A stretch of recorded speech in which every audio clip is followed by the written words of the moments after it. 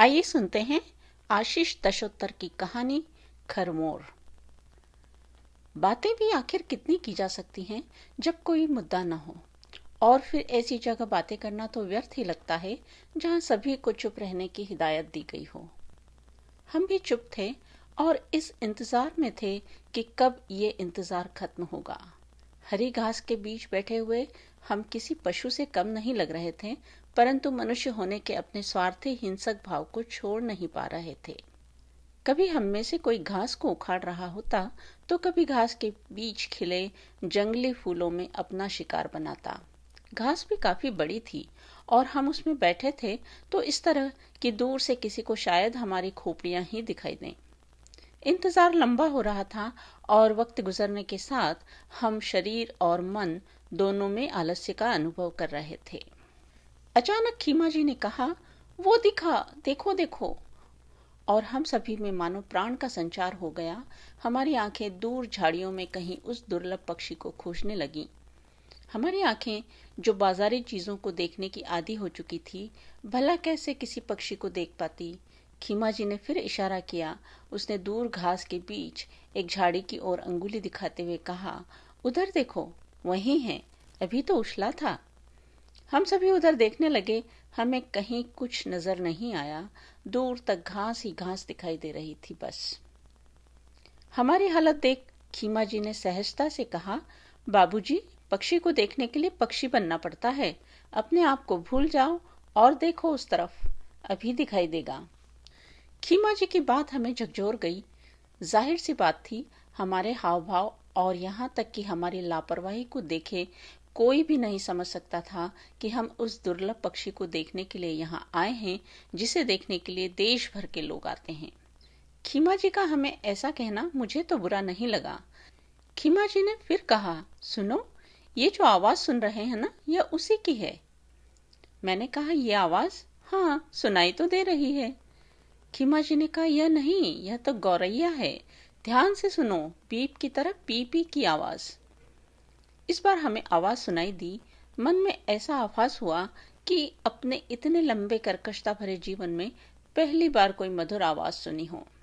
खीमा जी ने अपनी गर्दन में बांधा दूरबीन निकाला और आंखों पर लगाकर उस दुर्लभ पक्षी की खोज शुरू की। जिधर से पीपी की आवाज आ रही थी, उधर देखा खीमा जी ने। 2 मिनट ही हुए होंगे कि खीमा जी बोल पड़ा, वो रहा, उधर देखो। हम सभी की निगाहें उसकी बताई दिशा की तरफ मुड़ गईं। हमें अब भी घास के अलावा कुछ दिखाई नहीं दे रहा था। खीमा जी ने अपना दूरबीन दिया। हमने बारी बारी से आंख पर दूरबीन लगाकर उसे देखने की कोशिश की, मगर कोई सफल नहीं हो सका। खीमा जी को हमारी हालत पर तरस आ रहा था और हमें उस पर। शायद वह सोच रहा था कि एक पक्षी को देखने में हमें कितना वक्त लग रहा है, और हम सोच रहे थे कि ये इतना अनुभवी व्यक्ति एक पक्षी नहीं दिखा पा रहा है, बल्कि इधर उधर बताकर हमें बेवकूफ साबित कर रहा है। खीमा जी इस इलाके में 30 साल से है। कभी पास के किसी गांव में रहा करता था, पर जब से वन विभाग में नौकरी मिली, यहीं का होकर रह गया। हमने समझा था कि इतने अनुभवी व्यक्ति को साथ रखेंगे तो दुर्लभ पक्षी को देख ही लेंगे, मगर इधर तो मामला अलग ही दिख रहा था। हरी घास के बीच में बैठे हम सभी पर आलस हावी होता जा रहा था। हमारी ऊब को दूर करने की गरज से खीमा जी ने बातें शुरू की थी। कहने लगा, आप क्या जानते हैं हंस पक्षी के बारे में? यह हमारे लिए अप्रत्याशित प्रश्न था और हम में से कोई भी इस सवाल के लिए तैयार नहीं था। अचकचाते हुए मैंने कहा, ज्यादा कुछ नहीं, बस इतना ही कि सैलाना के इस इलाके में दुर्लभ पक्षी आते हैं और पक्षी को देखने वाले दूर दूर से पहुंचते हैं। यह भी क्या बात हुई? खीमा जी बोला, जिसके बारे में कुछ भी नहीं पता हो, उसे देखने से क्या हासिल होगा? खीमा जी का कहना ठीक था। यह तो हमारी प्राइवेट नौकरी में घुट्टी में पिलाया जाता है कि किसी भी टारगेट को पाने के पहले अपना होमवर्क मजबूत करना चाहिए। हम ऐसा करते भी हैं, मगर यहाँ बिना जानकारी के कैसे आ गए? खीमा जी फिर बोलने लगा, तभी तो मैं कहूँ कि आपको खरमोर दिखाई क्यों नहीं दे रहा है। आप न तो इसके नाम से वाकिफ हैं और न ही इसकी प्रकृति से, तो फिर आप कैसे उस तक पहुंचेंगे भला? इस बार खीमा जी ने हमें जोरदार तमाचा मारा।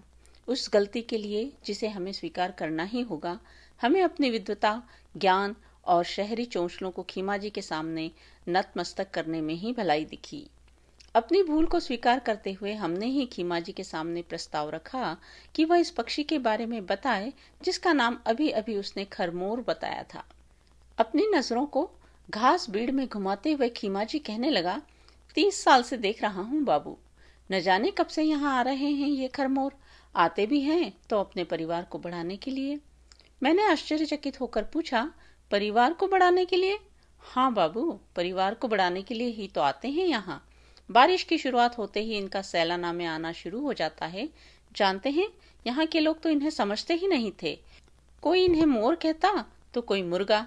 मगर एक बार यहाँ प्रसिद्ध पक्षी विशेषज्ञ सालिम अली आए। 2 माह तक यहीं रहे। जिस जगह आप बैठे हैं ना, ऐसी ही घास में दिन दिन बैठे रहते थे। आखिरकार उन्होंने इस पक्षी को देख ही लिया और पहचान भी लिया। उन्होंने ही दुनिया को बताया कि सैलाना में वर्षाकाल में आने वाला यह प्रवासी पक्षी खरमोर है। खीमा जी बोले जा रहा था। हमें लग रहा था कि वह इसी तरह बोलता रहे ताकि हमें खरमोर के बारे में अधिक से अधिक जानकारी मिल जाए। खीमा जी घास की तरफ अपनी निगाहें दौड़ा रहा था।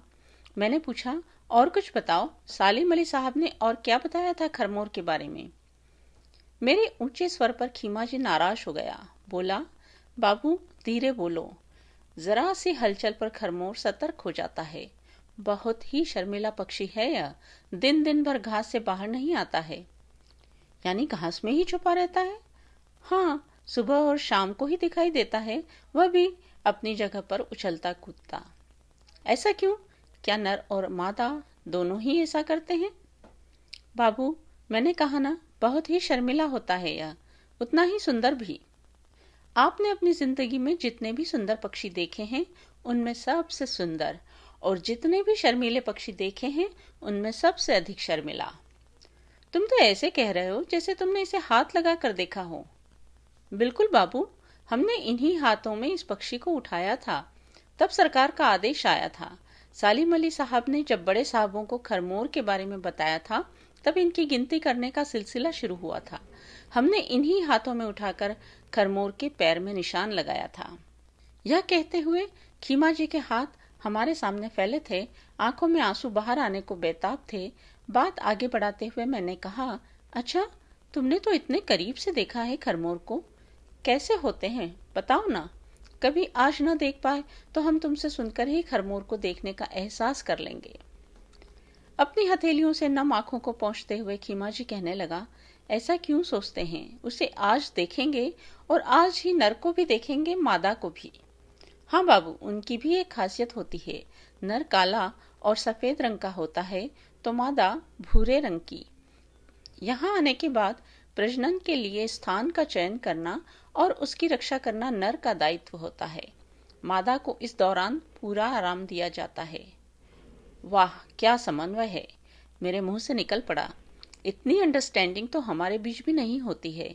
महिलाओं पर रोज जुल्म करने वाले हम जैसों को खरमोर से इतना तो सीखना ही चाहिए।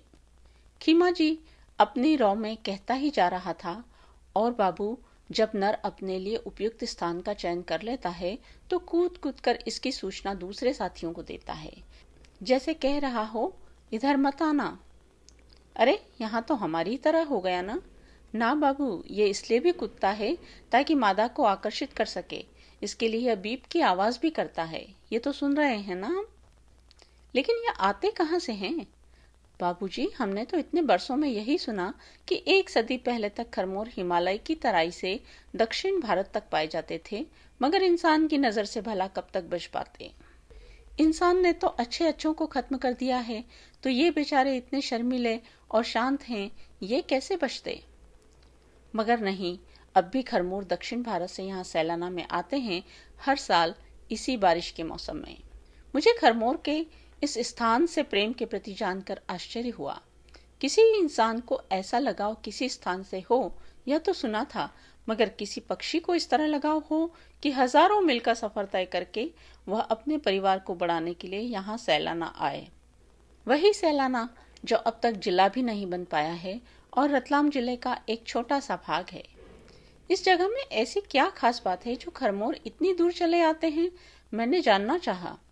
क्या आपको यहाँ आकर अच्छा नहीं लगा? मेरे सवाल के जवाब में खीमा जी का सवाल मुझे अनुत्तरित कर गया। इतना सुंदर और शांत स्थल किसे पसंद न आएगा भला। दूर तक हरियाली, पहाड़, तालाब, लगता है यहीं रहा जाए।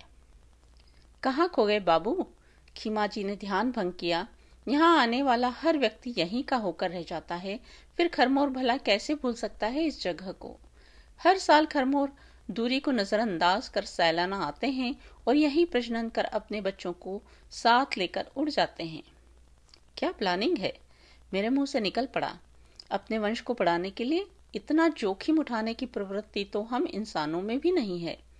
हम या तो अपनी परेशानियों से घबराकर या फिर अधिक संपत्ति को खर्च करने के उद्देश्य से ही ऐसे मनोरम स्थान पर जाते हैं।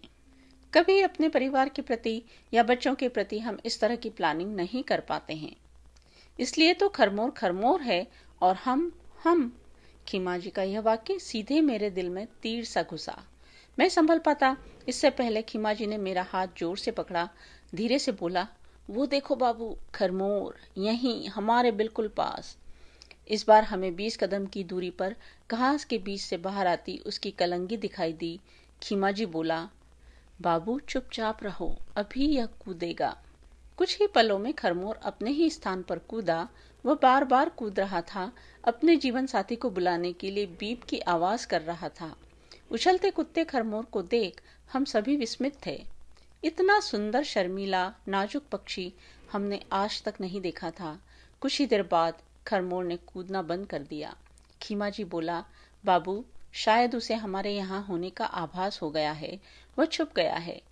हम जैसे इंसानों से ही खौफ रह गया है खरमोर को। हम अपलक अब तक उसी दिशा में देख रहे थे जिधर खरमोर कूद रहा था। उसकी छवि हमारी आंखों में कैद हो चुकी थी। दिलों पर अंकित खरमोर की छुअन बार बार हमसे कह रही थी, एक पल के लिए ही सही हम भी खरमोर बनकर तो देखें।